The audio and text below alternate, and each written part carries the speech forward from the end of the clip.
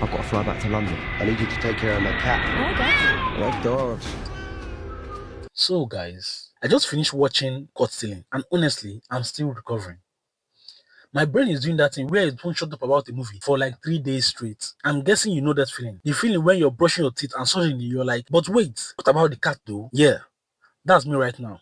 And since misery loves company, or in this case, since obsession loves company, I figured I would drag you all down this rabbit hole with me. Okay, let's be real. The premise of this movie is basically what if the worst possible thing happened when you agree to do someone a favor? Which, as someone who once flooded my friend's apartment trying to water their plants, this hits different. So, we have Hank, played by Austin Butler, who decided to pack on 35 pounds for this role because method acting is apparently just self-torture now. And it's basically me if I'd been good at basketball and then spectacularly bad at life. He's slinging drinks, living that what could have been existence. When his friend Ross asked him to watch his cat, and my brain was like, red flag, because nothing good ever comes from cat in the movies. Nothing. It's like accepting a mysterious package or saying, I'll be right back in a horror film. Spoiler alert, I was right to be concerned. So, Hank agrees to do this favor because clearly he has never seen a crime movie in his life.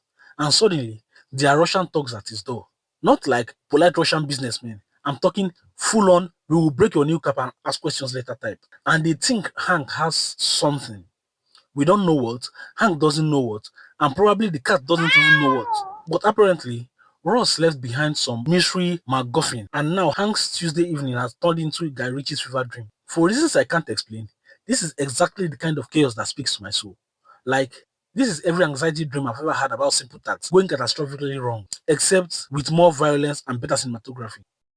Can we talk about Austin Butler for a second? Because this man went from being Elvis, all hips and feathers, to playing a washed up bartender who is one bad decision away from complete breakdown. And honestly, he nailed it. Like, he literally ate pizza and drank beer to gain weight for this role. His trainer probably said, so your workout plan is carbs. And somehow, this resulted in the most believable ex-athlete performance I've seen in years. He has that perfect combination of, I used to be somebody and I'm currently nobody. That's just Mwah, spectacular. the physical comedy alone.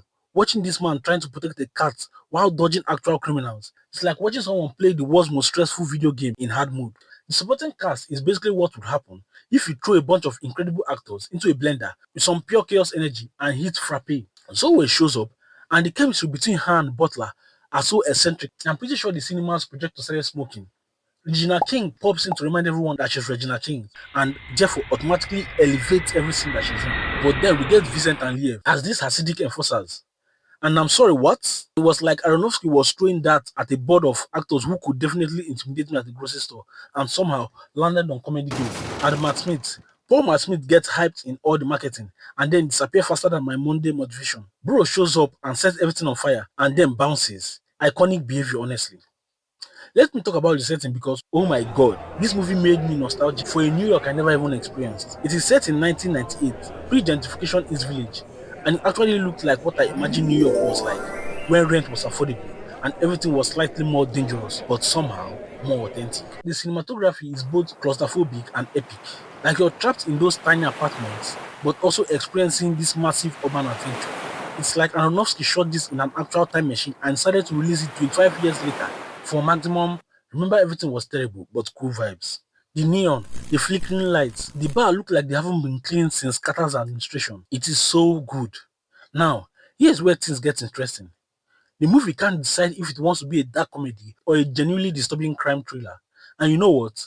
Like 1 minute, you're having at Hank trying to explain to the cat why it's hiding in the bathroom.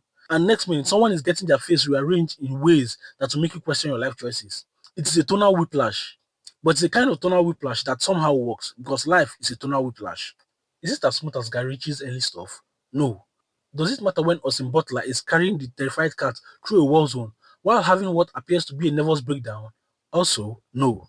I need to address the elephant in the room, which is that this cat steals every single scene it's in. The cat has better comedic timing than most human actors. Watching Hank trying to protect this completely unaware cat while his entire world crumbles is both hilarious and weirdly touching. It's like the perfect metaphor for trying to protect innocence in a world that is determined to destroy it. But also, it's really just funny watching a man have this conversation with a cat while hiding from Russian mob. Look, is this Aronofsky's masterpiece? No. The wrestler is still sitting pretty top of that throne. But is this his most fun movie? Absolutely. It's like watching him let loose after years of making movies that require therapy afterwards. The first act grabs you by the throne with pure Richie style swagger. The second act is a little more wobbly, like he's not quite sure what he wants to be when he grows up. But that third act, Mwah, spectacular. everything clicks into place like a satisfying puzzle piece. If you're into crime crappers, if you want to see Austin Butler prove he has serious range, or if you want to see Aronofsky make something that won't leave you staring at your ceiling, then this is the movie for you. Also, I cannot stress this enough. Do not watch the trailer first. I'm serious. The trailer gives approximately 73% of the good stuff away, and whoever cut it clearly has trust issues with the audience. Just going blind, you will thank me later. So here's my confession. I've been thinking about this movie for days, which is honestly embarrassing because I'm a grown adult with responsibilities.